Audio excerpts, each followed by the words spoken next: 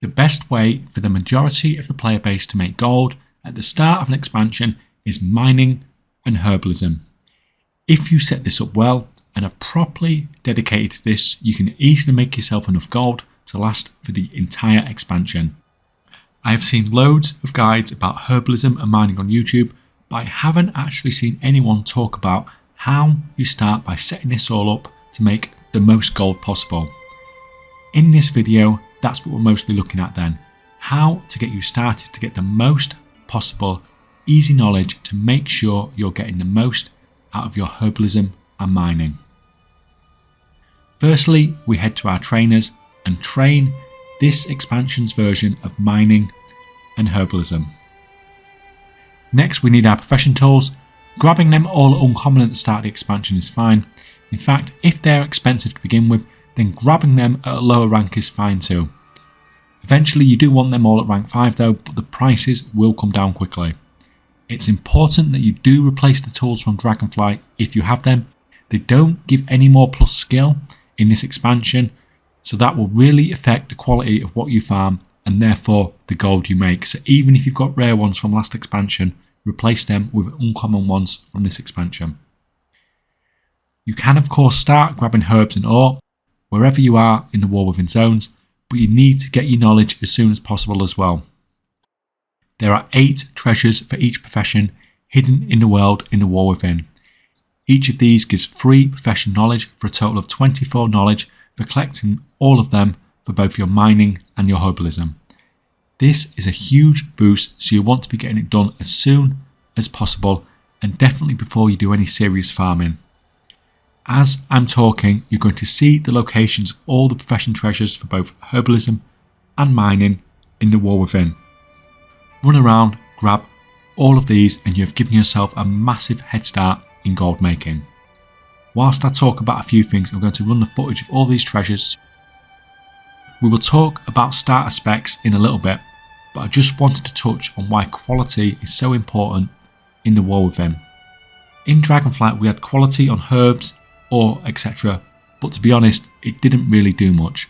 The majority of crafting was done through inspiration builds, which were frequently using low rank materials and fishing for inspiration procs to make max rank crafts.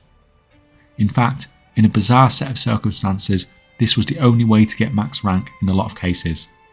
This meant that there wasn't that much demand for rank 3 herbs and ores etc, so the prices on them were barely any different. This sucked for those of us gathering them up. In the War Within we have significantly different circumstances. Inspiration has been removed from the game and now you can craft everything at max rank, but this requires all rank 3 materials. For example, the Flask of Alchemy or Chaos requires 32 herbs, all at rank 3, to be able to craft this as a maxed rank 3 flask. The demand for max rank 3 herbs and ore is going to be insane this expansion. This means that if we concentrate being able to get the highest quality herbs possible, the amount of gold that you can be able to make from this could be insane. Another change we have in the War Within is Blizzard have played with the thresholds for getting higher quality materials from farming. In Dragonflight you would mostly be gathering rank 2 materials within about 30 minutes of starting your profession without allocating any knowledge points. Basically you would be getting higher quality stuff very quickly with hardly any effort. This is different in the War Within. Even at high levels of skill and knowledge, a lot of the gathering still gives a fairly even split between rank 1, rank 2 and rank 3 materials. Therefore there will be even less high rank materials in the market. Overall then we have a situation by which the supply of high rank materials into the market is going to be lower due to the way that Blizzard have changed the thresholds, and we have a situation where rank 3 ores and herbs are absolutely needed to be able to craft almost anything at max rank. Lower supply and higher demand will only ever send prices up. Now you can refine rank 1 to rank 2 and rank 2 to rank 3 for both herbs and ore. If there is not enough supply of rank 3 herbs and ore, then this is what will end up happening. It takes 25 rank 1 ore or herbs to make a single rank 3. This could take huge amounts of herbs and ore out of the market and push up prices for every single rank. To begin with, you need to spend your time farming across all 4 zones. This is because the first time you collect each individual type of node, you're going to get a bonus of Artisan's Acuity and Knowledge. We need both of these, but we'll come back to why later on. There are a second type of direct drop that we can get that gives us bonus knowledge. As you mine and herb, you get rare drops. When used, these will give 1 bonus profession knowledge and some more Artisan's Acuity. In Dragonflight, you would farm so many of these as rare quality per week, and then you'd get an epic one as your last drop for the week. Anyway, we have grabbed our profession treasures for mining and herbing. In the Crafters Enclave in our new capital city, we have a super fast quest to pick up that's going to give us some crafting materials, but mostly we are after the Artisan's Acuity.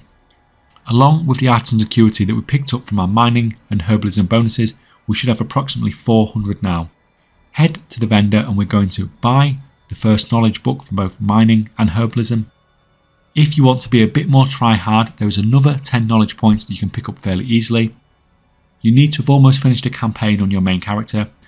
In Ashkahet, in the City of the Threads, in the southern part of the zone, we have a vendor who will sell us knowledge books for both our herbalism and mining.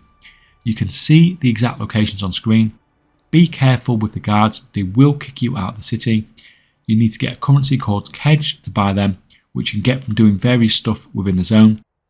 Remember, you can transfer currencies across your account now if that makes things easier for you. You should also see things like weekly quests that also give further knowledge. Do all of these as they pop up to get the more knowledge to increase the amount of gold we get per hour. Both the herbalism and mining knowledge setup is fairly similar. On the right we have the tree that's fairly niche, either to do with overloading bonuses or mining certain rare deposits, etc. In Dragonflight the overload spec was close, if not the best spec, at least at the start of the expansion anyway. The issue with this is it tends to be a fairly niche gameplay, hunting for certain nodes, etc., and will probably be a spec that will suck for a lot of the player base compared to what they could get otherwise. If you know what you're doing and you use it right, these sorts of specs are fantastic, but for the vast majority of the players it's just better running a more general spec. I think you're basically split into 2 choices here. Do you want to be able to have your mining and herbalism whilst flying if you're not a druid? Or do you not? If you want gathering whilst mounted, you need to put 60 points into mining fundamentals, and for herbalism it's 40 points into botany. These nodes give finesse for every point, increasing the quantity of what you gather, as well as a lot of secondary stats out of the tree, but there is very little plus skill here. You're going to gather more and you're going to gather faster, but the quality will barely improve, but it's still more to sell on the auction house. The other option is to pick up plethora of ore in mining or bountiful harvests for herbalism. Both of these give a lot of plus skill, increasing the quality of every single ore and herb that you find. Whatever choice you make, you need to make sure you unlock the first node in mining fundamentals and botany. These are 100% essential as they restore your vigour whenever you do any gathering. I think both of these are valid options, and picking either one of them will be the best choice for the majority of players. It wouldn't be a terrible idea to fill out the one that you didn't do first as your second priority. Just loads of general bonuses across the board, buffing the value of every node you find in each of these trees. Personally, from here I would be grabbing everything that gives plus skill to individual orbs and herbs in gathering. But once those first 2 initial nodes are maxed out, then you're in a good position. The least crazy build that doesn't follow this would probably be if you wanted to farm one particular herb or ore. You could max out plethora of ore and bountiful harvest, and then whichever herb or ore in particular that you want to be gathering. This gives a lot of bonuses and a huge amount of skill and therefore quality to what you gather from those individual nodes. If you have a good farm that targets something in particular, then this is probably the best way of gathering, but it's really vulnerable to price drops, etc. The majority of players should just max out the nodes that give bonuses to the quality and quantity of everything they gather. Just keep it simple. This was a basic setup guide then. Hopefully it'll set you on your way to earning ridiculous amounts of gold gathering in the war within. Thanks for watching guys, and see you next time.